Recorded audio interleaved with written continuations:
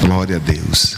Amém. Jeremias capítulo de número 33, verso 1, diz assim: veio a palavra do Senhor a Jeremias segunda vez, estando ele ainda encerrado no pátio da guarda, dizendo: assim diz o Senhor, que faz essas coisas, o Senhor que forma para a estabelecer, Senhor é o seu nome. Invoca-me e te responderei, anunciar-te-ei coisas grandes e ocultas que não sabe, porque assim diz o Senhor, o Deus de Israel, a respeito da casa desta cidade e das casas dos reis de Judá, que foram derribadas para a defesa contra as trincheiras e a espada. Amém? Repita comigo nessa noite, diga assim: clama a mim e respondeste-ei. Senta adorando o nome de Jesus. Nós estamos diante de uma palavra que eu costumo dizer que liberta, transforma, sara, cura e leva o homem e a mulher ao céu de luz. É a palavra do nosso Senhor. Nós sabemos que Jeremias, ele é chamado por Deus, mas Jeremias, ele é filho de sacerdote, seria possivelmente um sacerdote na presença de Deus, quando de repente o Senhor apresenta-se a ele com o ministério profético. À luz da Bíblia, eu entendo que o ofício de sacerdote era aquele que pegava as orações do povo e apresentava a Deus. O ofício do profeta é aquele que recebia a mensagem de Deus e entregava ao povo. O Senhor se apresenta a Jeremias e levanta-o como profeta diante da sua presença. A primeira coisa que Jeremias vai questionar com Deus é: não sei falar, eu sou apenas uma criança. Mas Deus adverte o profeta dizendo: antes que tu foste formado no ventre da tua mãe, eu te santifiquei e às nações te dei por profeta. Deus está dizendo mais ou menos assim: Jeremias, o teu ministério não está começando agora, mas o teu ministério já começou desde o ventre da tua mãe. Aonde eu te enviar, tu irás, e tudo quanto eu te mandar, tu falarás. Jeremias é levantado como profeta na presença de Deus. Alguns intitulam esse profeta como profeta das lágrimas, como profeta chorão, porque Jeremias está vendo que em um futuro bem próximo a sua nação será destruída. O interessante é que o rei, ninguém aceita a profecia liberada na boca deste profeta, porque profeta, Sebastião, que abre céu, é bom de se ouvir. Profeta que entrega a chave, é bom de se ouvir. Profeta que libera a chave da casa, melhor ainda. Palavra de vitória, como é bom de se ouvir. Mas Jeremias vem trazendo uma palavra dizendo: vem um rei aí que vai destruir toda esta nação. Na boca do profeta Jeremias, a palavra é liberada dizendo: prepara, e o melhor que vocês têm a fazer é se render, porque está vindo um rei aí que vai levar toda esta nação ao cativeiro. Por isso que Jeremias, por algumas vezes, ele vai experimentar ser preso, ser lançado no fundo do calabouço por causa da sua palavra. Nos dias atuais, profeta dos dias atuais, eles querem receber um tapinha nas costas e dizer como foi boa a mensagem. Mas profeta de antigamente, após entregar uma profecia, estava correndo o risco de perder a cabeça, estava sendo lançado dentro de cova de leões, dentro de fornalha, por não renunciar à verdade ou à palavra da verdade. Então Jeremias, por algumas vezes, ele vai experimentar ser preso por causa da palavra do Senhor. Senhor. O interessante que no cenário aqui que nós lemos, no capítulo de número 33, Israel está declinando a passos largos, longe da presença do Senhor. Eles estão adorando outros deuses, eles estão se prostrando diante de Baal, eles estão se afastando dia após dia da presença de Deus. O juízo vai vir e é inevitável. Aí Deus, no capítulo de número 32, ele abre a visão de Jeremias e libera uma palavra dizendo: Jeremias, faz o seguinte, vai vir um camarada aí, por nome Ananel, ele vai querer te vender uma herdade, ele vai querer te vender uma terra, e tu vai comprar essa terra, tu vai trazer testemunha que tu está comprando esta terra, tu vai pagar esta terra. Irmão, pensa comigo, está vindo o rei que está devastando tudo, está destruindo tudo, está tomando posse de tudo. Era notório que Jerusalém seria saqueada, Jerusalém seria destruída. Aí Deus apresenta para louvado seja o nome do Senhor para Jeremias, e diz: Jeremias, investe nessa terra, compra esta terra. Sabe o que eu entendo aqui? Parece que eu vejo alguém dizendo, porque está no texto: esta terra está devastada, esta terra está destruída, esta terra não tem homem, não tem animais, não tem mais nada nesta terra. Mas Deus está olhando e está dizendo: Jeremias, investe na terra, compra esta terra, porque eu vou fazer uma coisa grande e extraordinária. Pastor, não entendi. Eu vou entender, eu vou explicar para alguém entender aqui nesta noite. Outrora, Sebastia, ninguém dava um centavo pela minha vida e pela tua vida. Outrora alguém olhou e disse: não presta, não vale nada, não vai chegar em nada. Mas Jesus olhou e disse: eu vou investir nessa terra. Ela é bacalamaia, céu é caminaia. Jeremias, compra a terra, investe na terra, faça uma escritura e coloca sobre um vaso de barro. Deposita a escritura no vaso de barro para não perder. Deus estava falando mais ou menos assim: pode até passar um ano, pode até passar 2 anos, pode até passar 3 anos, Jeremias, mas vai ficar depositado dentro de um vaso de barro, conservado, porque dias virão que alguém vai valorizar esta terra. Dias estão chegando que alguém vai valorizar esta terra. Pastor Daniel, não entendi. O grandão está na casa e está dizendo: quem quiser zombar pode zombar, quem quiser acusar pode acusar, quem quiser falar o que quiser pode falar, mas dias virão que Deus vai te levantar diante da sua presença. Me ajuda a pregar, irmão. Coloca a mão no ombro de alguém que está do teu lado, dá uma chacoalhada santa para ele não dormir. Diga para ele: fica tranquilo, alguém não quer investir, mas Deus está investindo. Alguém não acredita, mas Deus acredita. Alguém não crê, mas Deus... Aleluia. Ele compra a terra, ele deposita no vaso de barro. Deus está dizendo: daqui a alguns dias muitos voltarão e comprarão terra sobre esta cidade. Sabe o que Deus estava dizendo? A luta, a prova, a tempestade será apenas um momento. A luta, a prova, a tempestade é só um espaço de tempo. Por isso que diz, irmão, passou pelo deserto. Não é ficar no deserto, não é permanecer na prova. Ele está na casa e está dizendo: quem sabe tu está vivendo os dias difíceis, dias de crise, mas o grandão está na casa e está dizendo: esta luta vai passar, esta prova vai passar, porque tem providência da parte de Deus chegando. Capítulo de número 33. Jeremias está cerrado na prisão. Perceba que Jerusalém está sitiada, está cercada. Jeremias está dentro de uma prisão. Ele está dentro de 2 cercos: o cerco de Jerusalém e o cerco da prisão, que ele foi cerrado no pátio da guarda. A Bíblia diz que o Senhor se apresenta para Jeremias, e o Senhor se apresenta a Jeremias dizendo: Jeremias, clama a mim e respondeste-ei, e comunicar-te-ei coisas grandes e firmes que não sabe.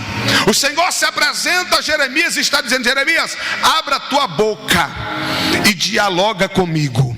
Abra a tua boca e fale comigo. Sabe qual é o nosso problema, irmão? A gente tem um mau costume, pastor Gabriel Silva, de contar o nosso problema para quem não pode resolver o problema. Como a gente faz isso? A gente conta o nosso problema para A, a gente conta o nosso problema para B, a gente conta o nosso problema para C, e se esquece de contar para aquele que pode solucionar o problema.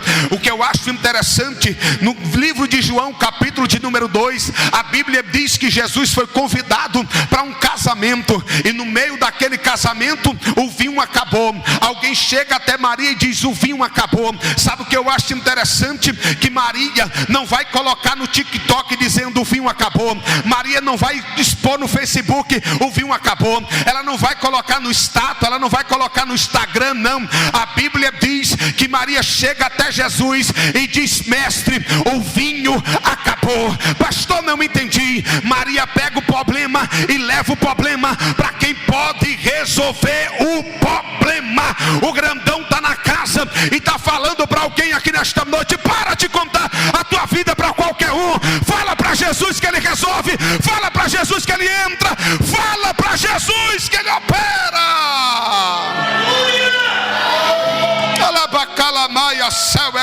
Jeremias, clama a mim.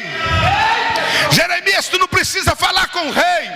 Jeremias, tu não precisa apresentar a tua causa para ninguém, mas apresenta a tua causa para mim. Apresenta a tua causa para mim. Apresenta a tua causa para mim. A igreja é o único exército, pastor Gabriel, que não batalha suas guerras com espada, com escudo e com lança. A igreja é o único exército que ganha suas batalhas no joelho, na oração,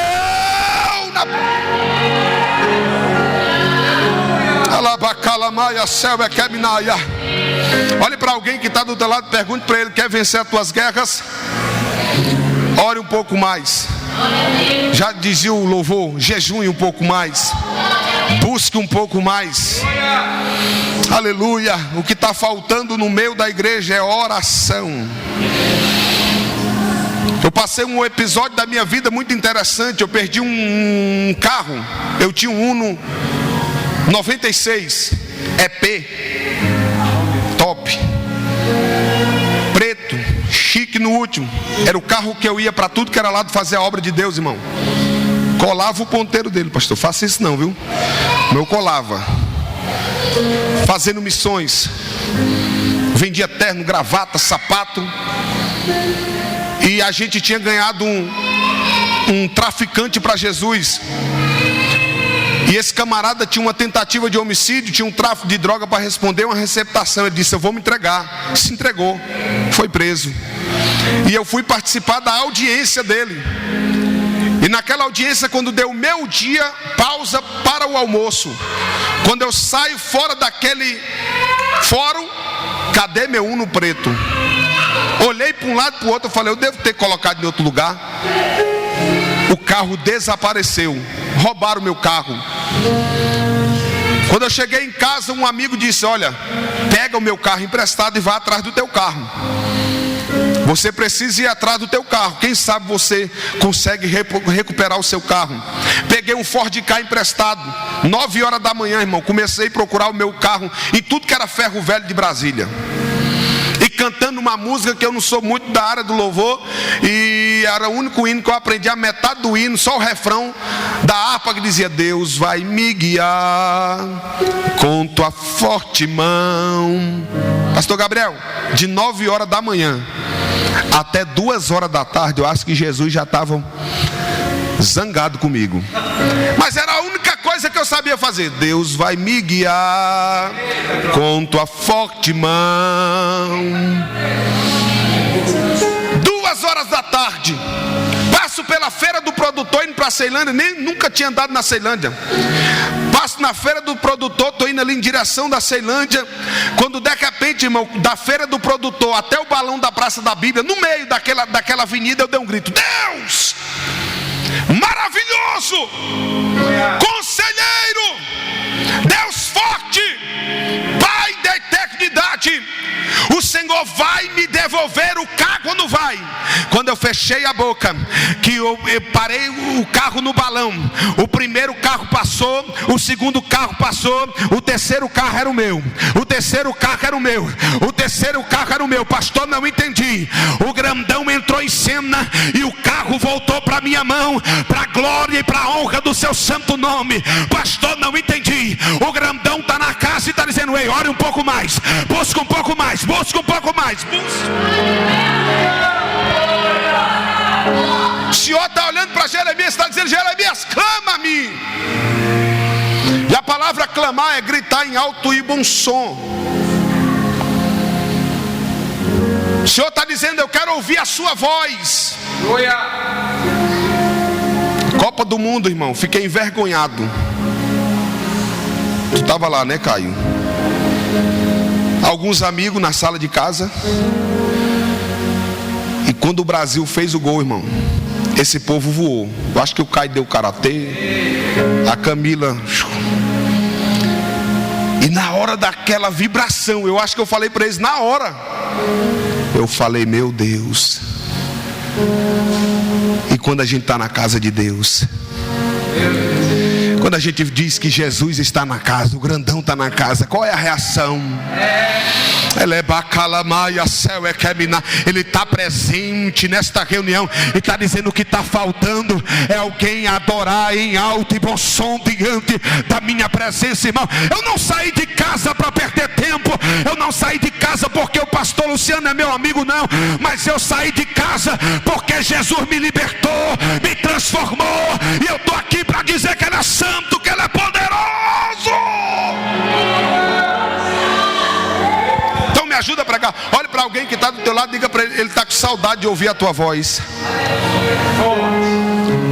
Porque às vezes você está passando um deserto tremendo, aí diz: eu vou adorar aqui do meu jeito, caladinho. Deus entende, pastor, entende. Mas ele está olhando para Jeremias e está dizendo: Jeremias, a cidade está cercada. Se eu colocar esse exército para ir embora, tu está preso. Então não quero uma oraçãozinha não, Jeremias. Eu quero que tu clame. Eu quero que tu abra a tua boca em alto e bom som. Eu quero ouvir a tua voz, Jeremias. Clama a mim. Glória a Deus. A Bíblia diz que Jesus está entrando na cidade de Jericó. E tem um cego na beira do caminho. O cego ouve falar que Jesus liberta, transforma, cura, sara. Aí ele começa a clamar dizendo: Jesus, filho de Davi, tem misericórdia de mim. Jesus, filho de Davi, tem misericórdia de mim. Aí os discípulos: cala a boca, cego, ele não vai te ouvir não. Ei, Bartimeu, ele não vai te ouvir não. Não adianta tu gritar não, não adianta tu clamar não. Ele não vai te ouvir. Aí sabe qual é o problema de muita gente? Quando alguém olha e diz: ei, minha filha, não vai adiantar pagar preço por aquele camarada não, vai adiantar não. Aí outro vira e diz: minha filha, desiste logo, chuta o pau da barraca. É as vozes do inimigo, do adversário, né, soando no ouvido do servo e da serva de Deus. Era o que estava acontecendo com Bartimeu. Ele está clamando e alguém está dizendo: não adianta clamar, não adianta buscar, não adianta gritar. Mas o texto me revela que Bartimeu, irmão, não vai cruzar os braços e ficar calado, não. O texto diz que Bartimeu, ele aumenta o volume da adoração. Ele aumenta o volume da adoração. Ele aumenta o volume da adoração. Pastor, já tem 5 anos que eu estou orando e o meu milagre não chegou. Chegou não? Então aumenta o volume da adoração. Aumenta o volume da adoração. Aumenta o volume da oração. A Bíblia diz que Bartimeu, ele começou a clamar mais alto, ele começou a gritar mais alto. Sabe o que acontece? O mestre parou. O mestre parou. Eu vou profetizar aqui nesta noite: enquanto tu clama aqui, ó glória, enquanto tu clama aqui, Deus vai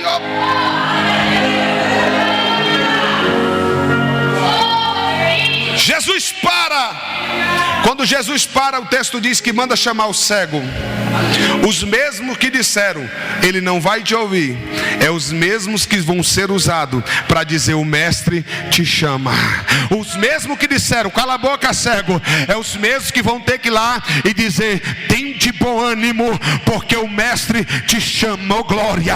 O grandão está na casa e está falando para alguém, continua orando, continua buscando.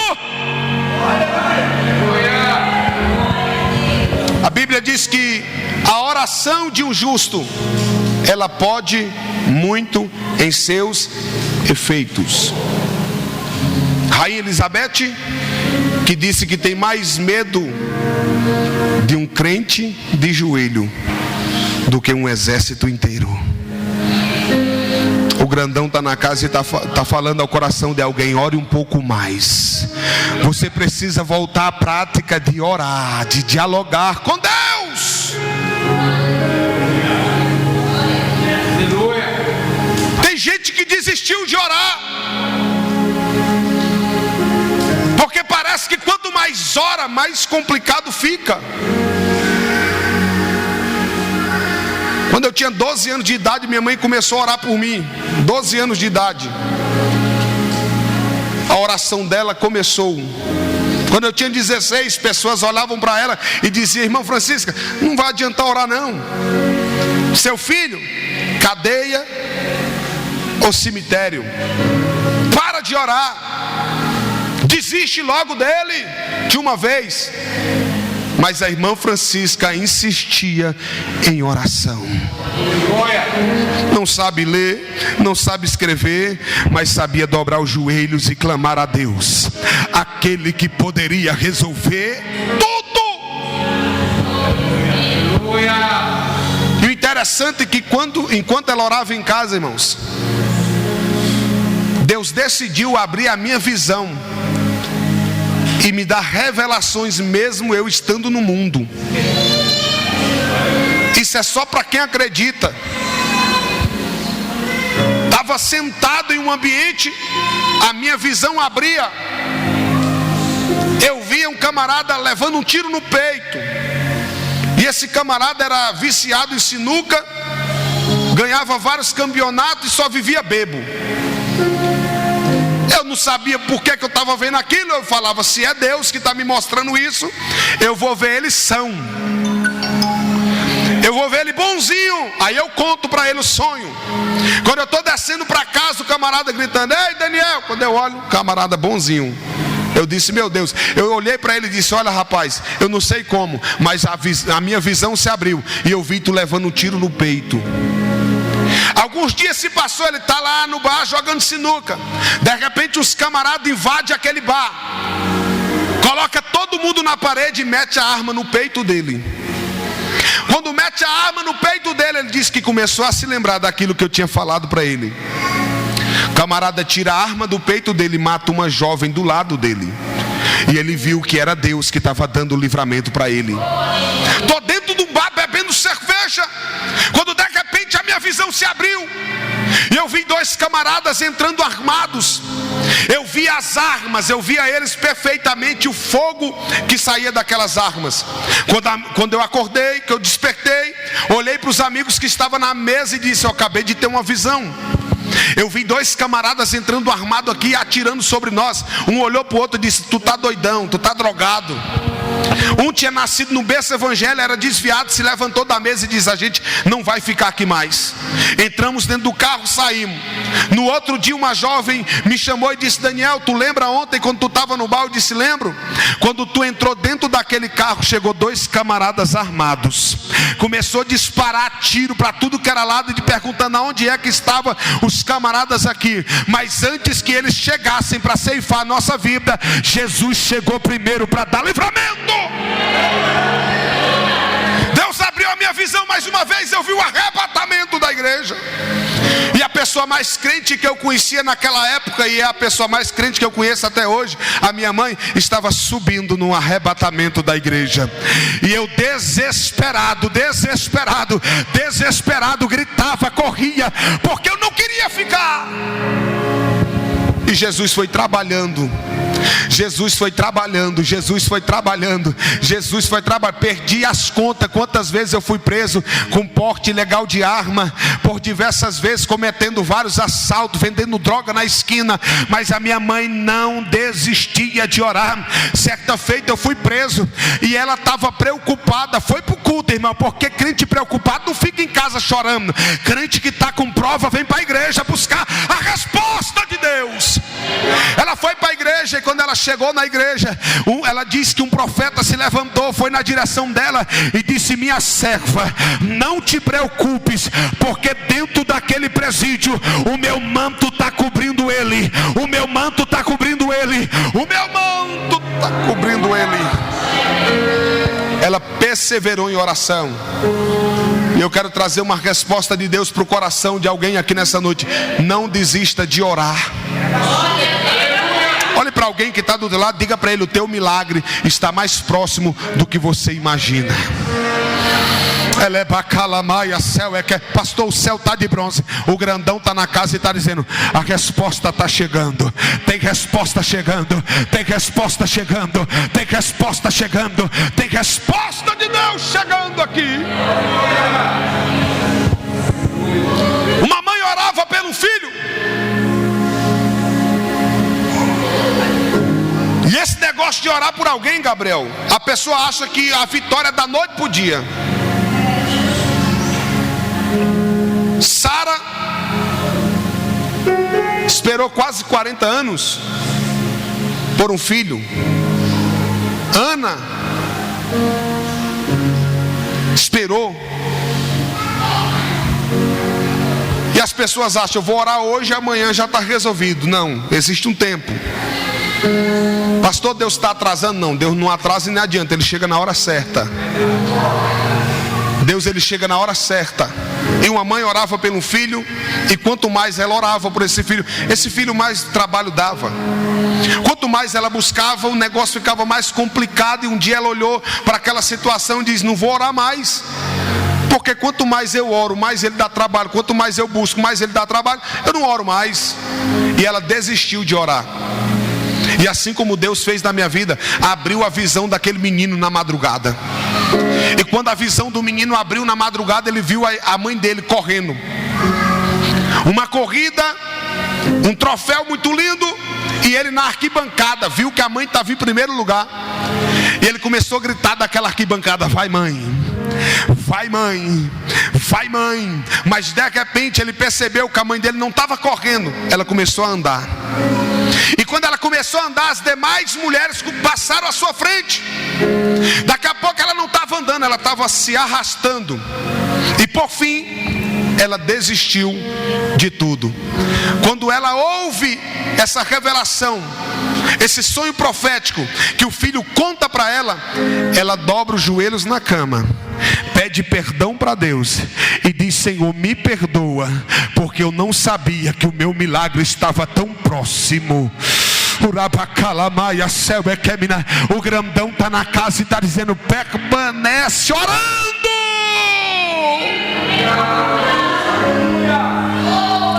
Se não der para tu correr, irmão, ande. Se não der para tu andar, rasteje, mas chegue no teu objetivo. Eu vou profetizar nessa noite. Eu sei que tem pessoas aqui que estavam quase desistindo de orar, estavam olhando para um lado dizendo: pastor, não tem jeito. Mas o grandão está na casa e está dizendo: eu estou te fortalecendo nesta noite. Eu estou te fortalecendo nesta noite. Recebe força de Deus aqui nessa. Clama a mim e responder-te-ei. Aleluia. Ele está olhando para o seu servo Jeremias e está dizendo: Jeremias, a sua vida não vai ser só de clamor, mas na tua vida terá resposta da minha parte. Eu vou profetizar essa palavra na vida de alguém. Aleluia. Eu sei que você já clamou muito. Ele está presente nesta reunião, dizendo: a tua vida não vai ser só de clamor, a sua vida vai ser de resposta. A sua vida não vai ser só de oração, mas vai ter resposta de Deus para a tua vida. Se coloque de pé em nome de Jesus Cristo.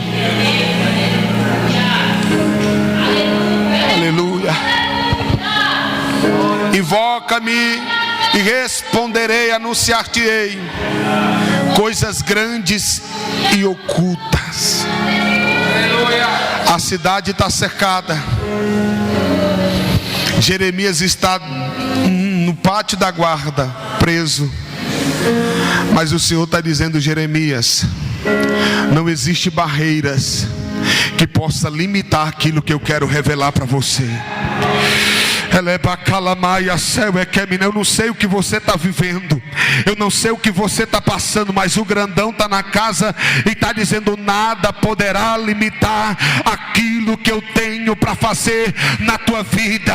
O grandão está na casa e está dizendo: ei, se eu disse que eu vou fazer, eu vou fazer. Se eu disse que eu vou abrir a porta, eu vou abrir a porta. Ele está presente e está dizendo: Daniel, grita em alto e